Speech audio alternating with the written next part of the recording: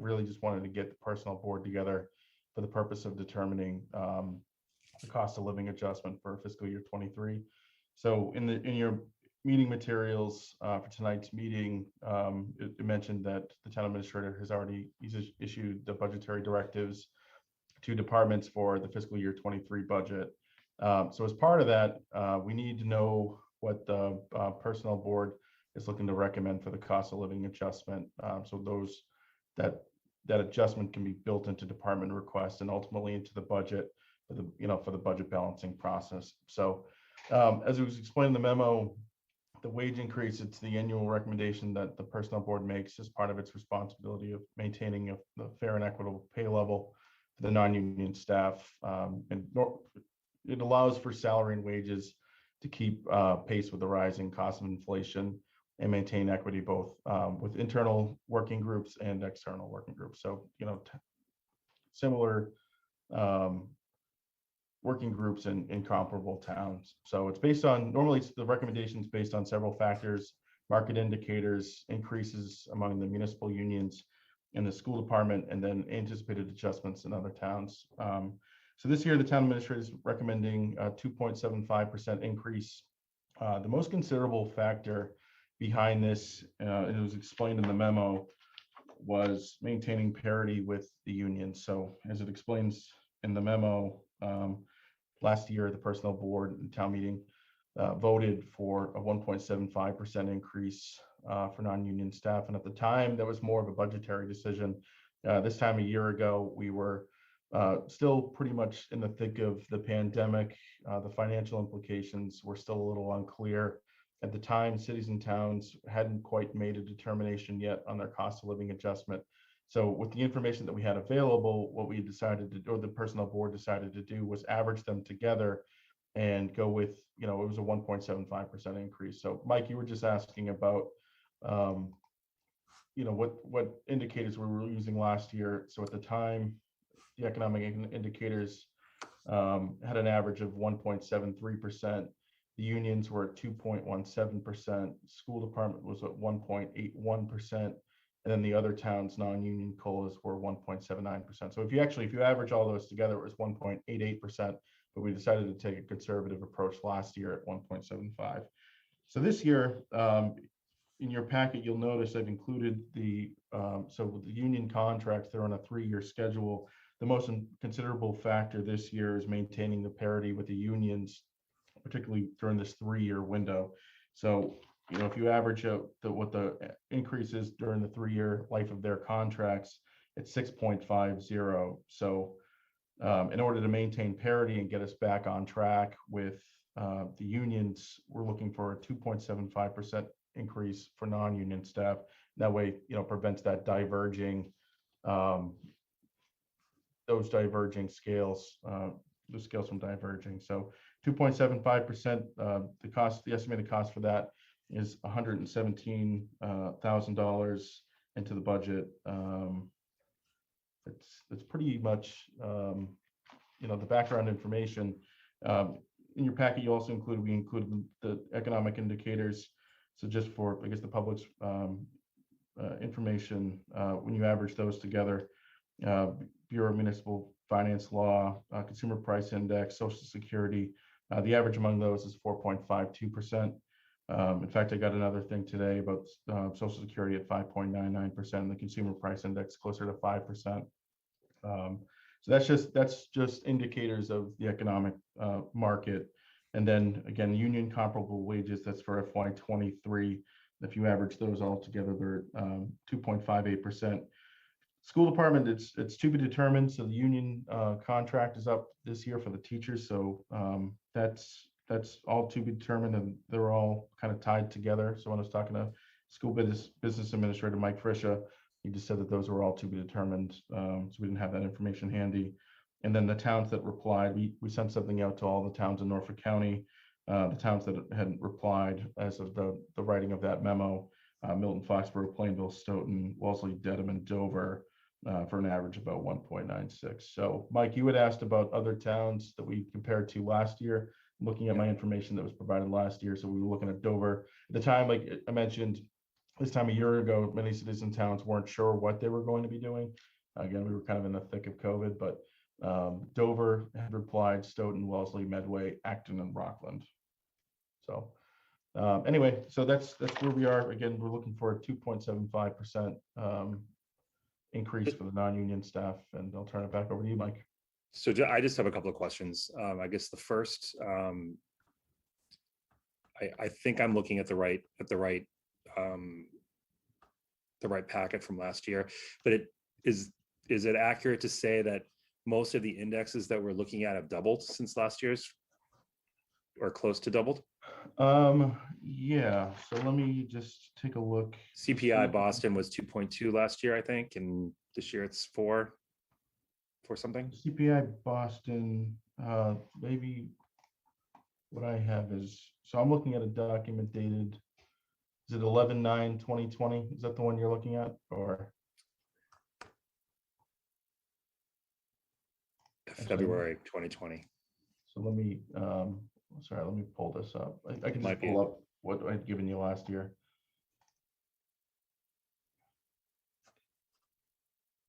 I mean, I guess just my initial thought is that, you know, the numbers are up. I mean, the projections are up, and I think particularly with what's going on in the economy and, you know, just in the labor force, you know, we want to remain as competitive as possible. And I'm fine with 2.75. I just question, you know, they're you know, a lot of the folks are, you know, coming in a little bit higher than that. So I don't know if that's a discussion that we want to have, and do we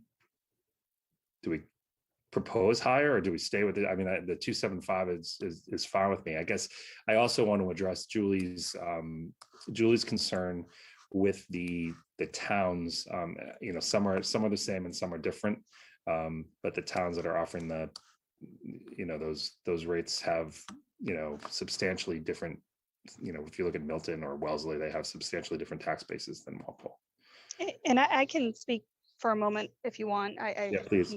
Just don't mind any background noise. Yeah, one of my concerns has always been, Patrick, and I think you know this, is one, comparing us to towns that have a higher commercial base and tax base.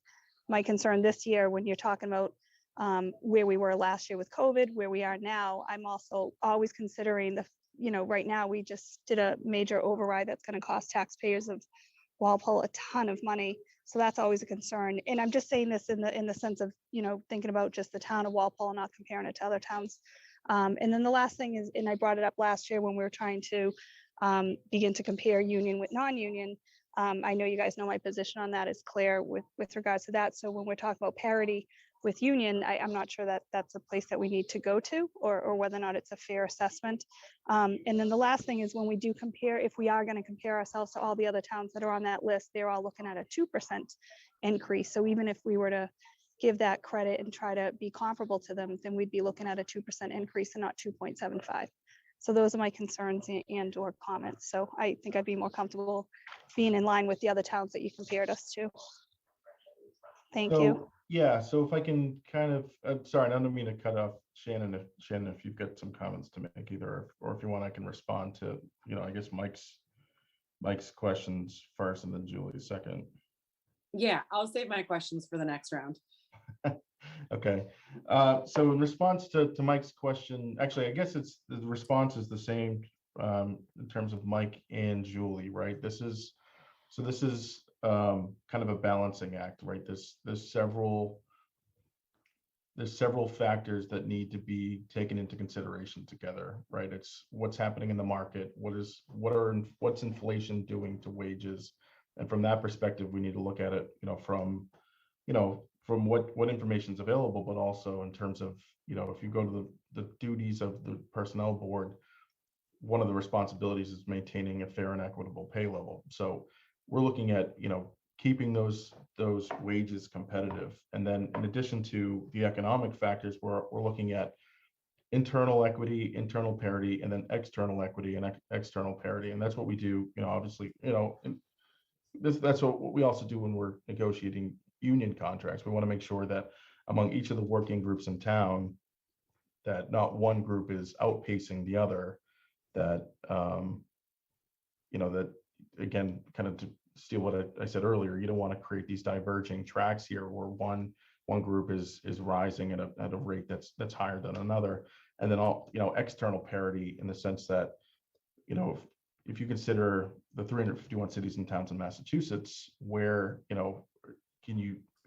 are we remaining competitive among them as well? If we look at the towns around us, we see those as competitors that can, that could possibly attract and recruit some of the town staff. And I know that information has been provided to the planning board, to the personnel board in the past. So I guess in response to Mike and Julie's questions about should we go higher, should we go lower, it is a balancing act. We really should be taking a look at all these, and not necessarily putting too much weight into one or the other. They're all, from my perspective, they're all equally important to each other.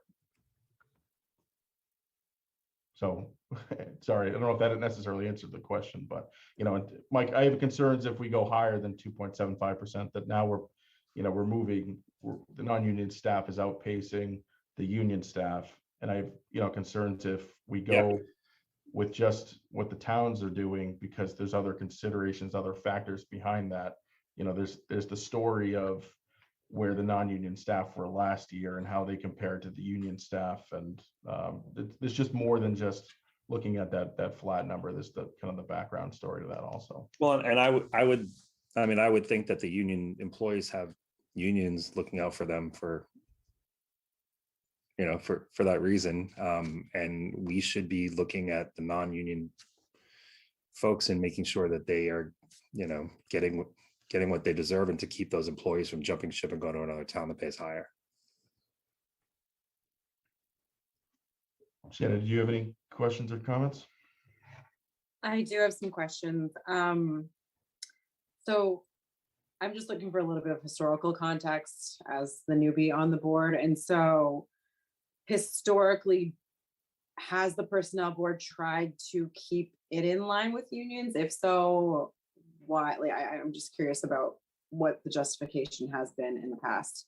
Yeah, so typically each year, in the packet, there was the document. I'm actually looking at last year, so I don't know why I keep referring to that. There's that handout that includes the breakdown of the economic indicators, the union comparable wages, school department, and we include school department in there also, because it is another internal equity group, right? So even though the school department, like the school committee negotiates contracts with the school union, it is a kind of this separate entity. We still look at, in terms of internal parity, internal equity, we want to make sure that we're maintaining parity there also. So, and then the other towns, non-union COLAs. So this information has typically been provided to the personnel board in the past, kind of in this format, which shows each of these, and these have always historically been the considerations that the personnel board has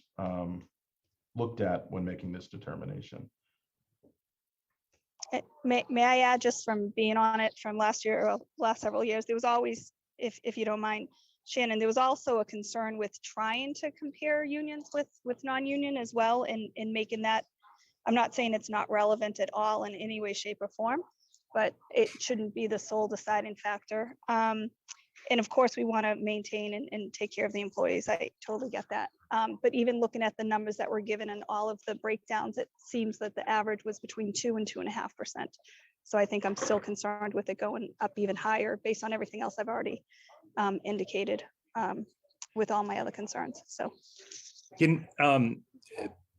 Patrick, can you speak to one of Julie's questions as well? So, and I'd like to understand this better too.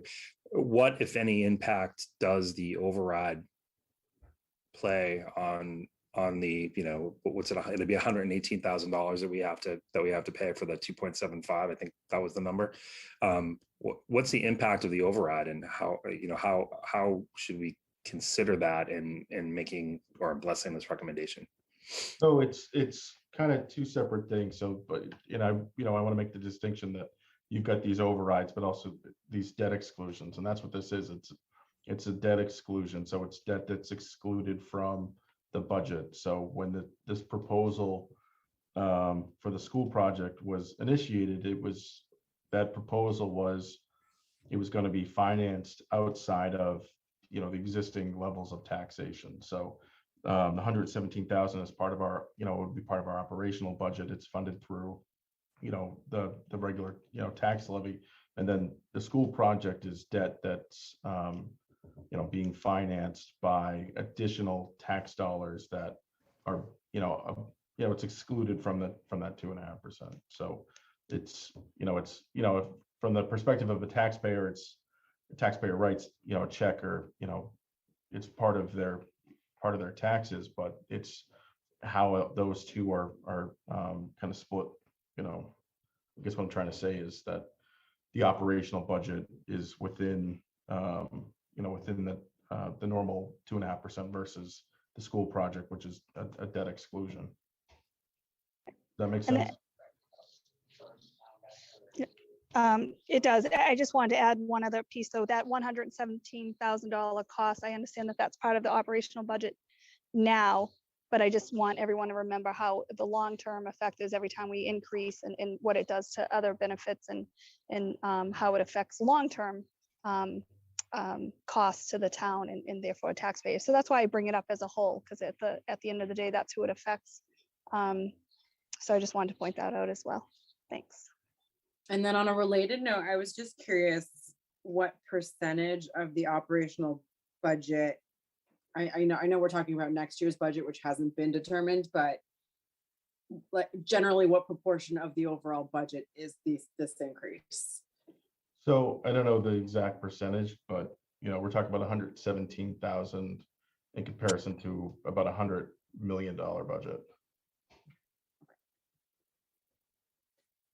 Roughly, it has, the budget hasn't been decided yet, but we're looking at, last year was about $100 million. So we're talking about 117 and 100 million. So should we move forward and have a vote on the recommendation, or is there a Yeah, I mean, if we could, just because, we're right now in the middle of the budget season. The budgets are due right after Thanksgiving, which is just next week. So if we can resolve, take action on this tonight, we can let departments know so they can go, make. No, I mean, I think we should go ahead and vote. I guess my next question was, is there another motion, or is there another amount that we'd want to suggest? And that's to Shannon and Julie. Yeah, I mean, I would support the 2% based on the information that was provided in comparison to the union average, along with the other towns at 1.96 and then 2.5 for the other. So I feel like middle ground would be 2%. And I think that would be fair and equitable. And competitive. And competitive, yes, based on the numbers they provided to us. The other thing too, I know I don't think I have to say it, but I want to say it, but there's also the step increases that go along with it. That's right. So it's not just we're not given anything. It's step increases along with the COLA. So Julie, you said based on the information that was given. So I don't want to appear argumentative here, but if you average the economic indicators, the union wages in the other towns, that's a 3.02% increase. So it's even higher than what the recommendation is. Are you suggesting we add all those together? No, what I'm saying is that the COLA increase that you listed was the average was 1.96%. And then when you averaged out the COLA for the unions, I think it was 2.5. I'd have to keep pulling it up on my phone, so I don't have it right. COLA was just one of those considerations, but if you add in the other two, right, if you average them together like we did last year, we're looking at a 3.02%. That's not what's in front of me. I have 1.96 and I think 2.5. Well, that's not what's been given to the personnel board. What's been given to the personnel board was 4.52%, 2.58%, and 1.96%, which when That's we add right. together is 3.02%. That's correct. So are we, I mean, I didn't even have a calculation for how much 3% would cost.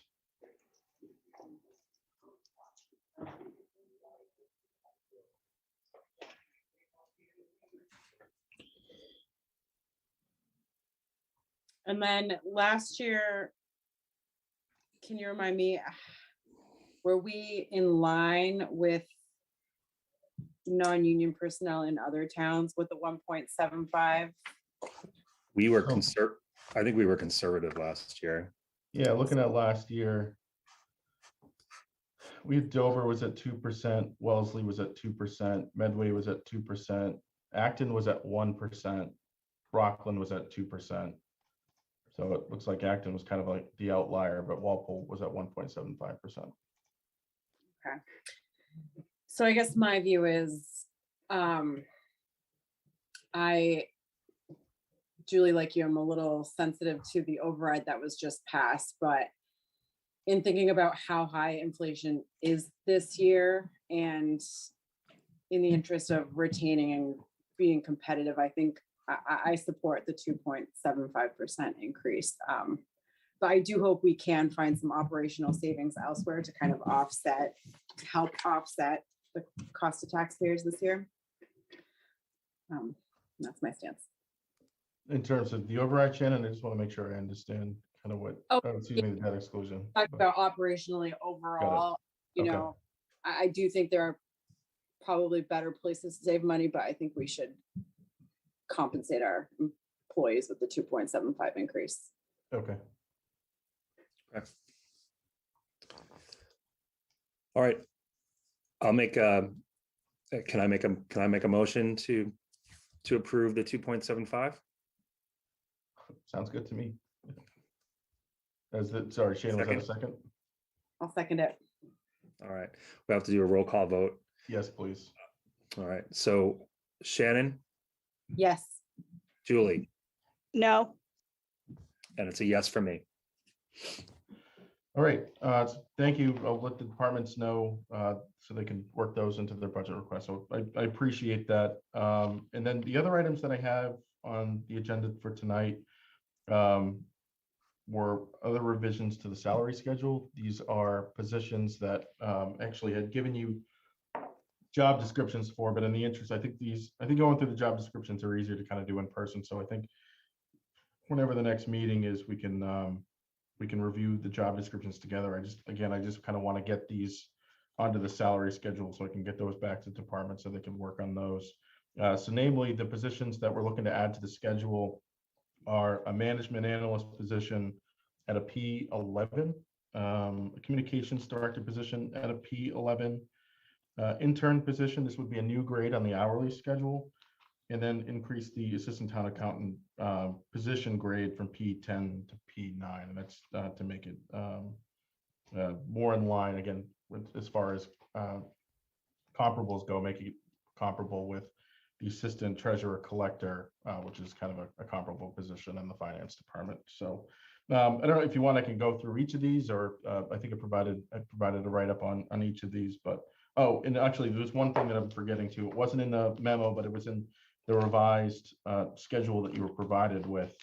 The recreation department, if you look at the salary schedule, they've got some revised wages that they'd be looking for the personnel board's approval on. And that's part of an annual process, particularly with minimum wage increasing each year. They take a look at that and just make sure that their wages are competitive with particularly some of the surrounding towns and maybe some private pools, private camps, and just make sure that those wages are competitive also. So if you want, I can go through each of those positions, or if you've got any questions, like I said, I provided some information in your packets. I don't have any questions. Shannon, no, Julie? what was the analyst position? So these Sorry. are positions that are kind of popping up here and there. Actually, the town of Norwood, I think, has 4 or 5 of them. There's some in Lexington. I've seen them in some other towns, and essentially it's their job to go through finances and look for operational efficiencies, analyze programs. It's been working out pretty well for other towns, and essentially provides support to the town administration function, human resource function, finance function, and it just looks for efficiencies throughout the operation, maybe some programs that we can implement that can save us some money. big picture, actually even small picture, going through and crunching the numbers. So in the memo here, we had written that it would perform a wide range of technical and analytical responsibilities, such as data collection, comparative benchmarking, and efficiency across all three functions. So like you mentioned, they've become more and more common, particularly with some of the federal programs that have been popping up with CARES and ARPA. So anyway, does that answer what you were looking for, Julie? It does, thank you. Can I ask a question about the communications director position? Sure, yeah. Is the town website, and would that be under the scope of this position? Because that is an area that I think would be excellent for a communications director to take on. Yeah, so that's one of the, it's been a kind of an impetus behind this position. So, truthfully, communications on a whole has been undertaken at a department level. So you'll see this, right? You'll see some, active posts from the police department, the recreation department on social media. The IT department runs the Twitter account, and for the most part, everybody tries to do a really good job, and some actually have some really decent followers. But in some cases, they're not necessarily communications professionals, and that's also true of the website. So each department kind of does their own thing as far as the website goes, and essentially what it does is, like, each of these departments is in their own particular silos, right? So some of that information, the way it's presented to the public, isn't necessarily consistent. Information that may seem intuitive to one department to post in this location, like your comparable piece of information, won't be in the same location on another website. So definitely, the website would definitely be, a key focus of this position, as well as pretty much all external communications, social media, working with Walpole Media, things like that. So however we need to, get the message out and prioritize.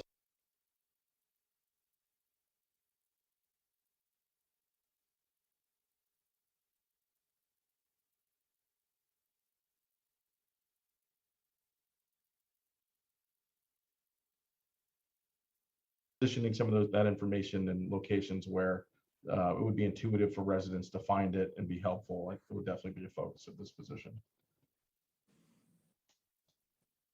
Sorry, a little long-winded, but yeah, yes. No, answered my question.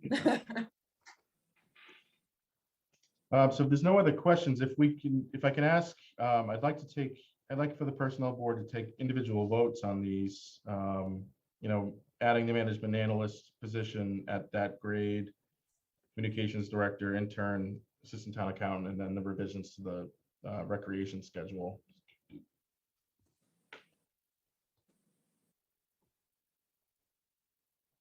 All right. Let me just pull up the list. We'll go through it.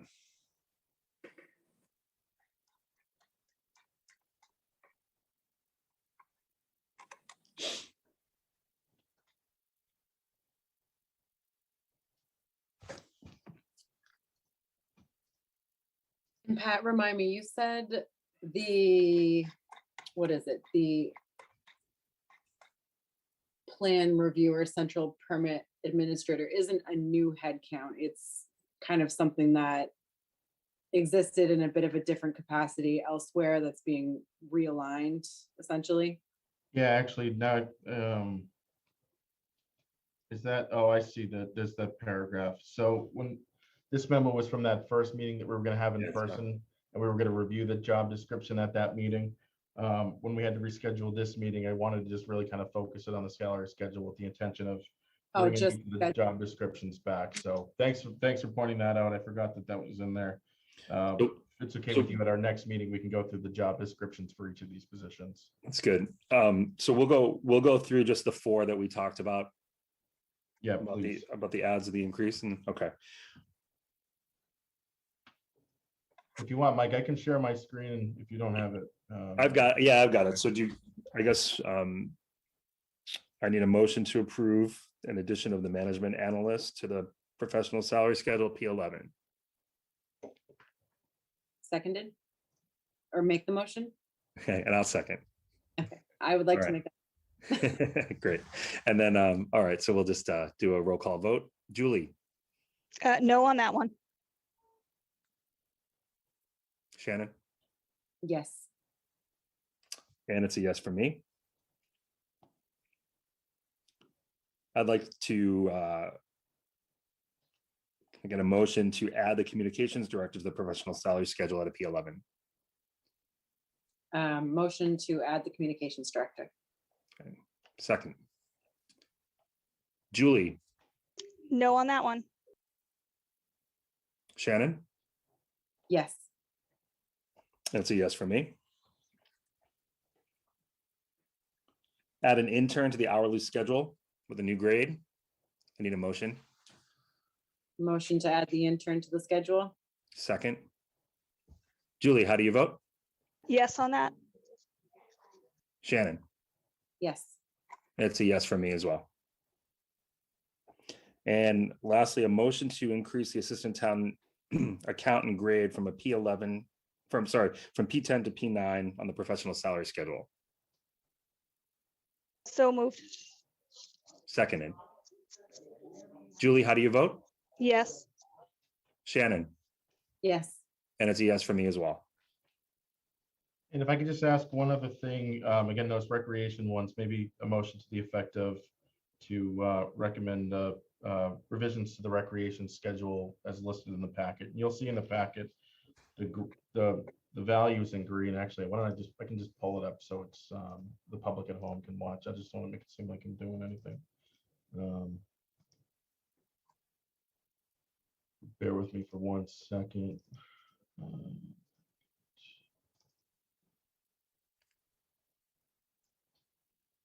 Here we go. Share screen. Okay, here it is. So this was in the packet. This is the current recreation salary schedule, and this is the proposed one. And actually, what we're going to do is for these positions here, we're just going to index them to the state minimum wage, so it prevents the need to have the rec department keep coming back to town meeting every year just to bump it up to have it meet the state minimum wage. Okay. All right. So yeah, if you wouldn't Need a mind. motion to approve the changes to the recreation schedule. Yeah, it's listed in the packet. Okay. So moved. Seconded. Julie, how do you vote? Yes. Shannon, Yes. and it's a yes for me as well. Okay, next item on the agenda was just the personnel action request. I don't know if you had a chance to review those. If you have, if we could have a motion to approve those. Yeah, and you just go ahead and sign. Is that you just sign them on our behalf? Is Yeah, lucky yeah. me, right? it? Okay. A motion. Can I get a motion to approve the personnel action requests? So moved. All right.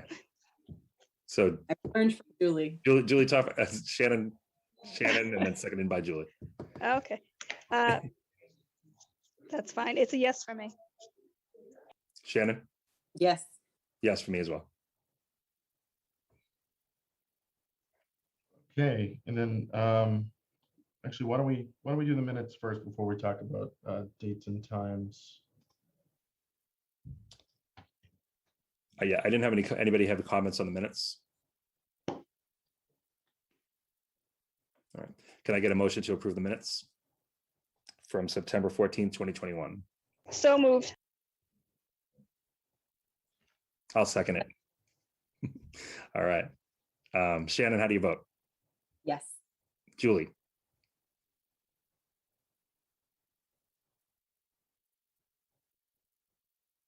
you with us? I vote yes. All right, if you want, we can record that as 201 unless Julie comes back. But Yeah. okay. I know she's on a meeting, so she might not have Yeah, right. flip over. Yeah. So then the final item I just wanted to talk to you tonight about was just meeting dates and times going forward. Sorry, guys. It was a yes, but Okay. I was on mute. Thank you. Meeting dates and times going forward. I know this was, not easy to schedule, and I think with, 2 vacancies, it makes achieving the quorum a little bit more difficult. So I appreciate the patience you guys have had.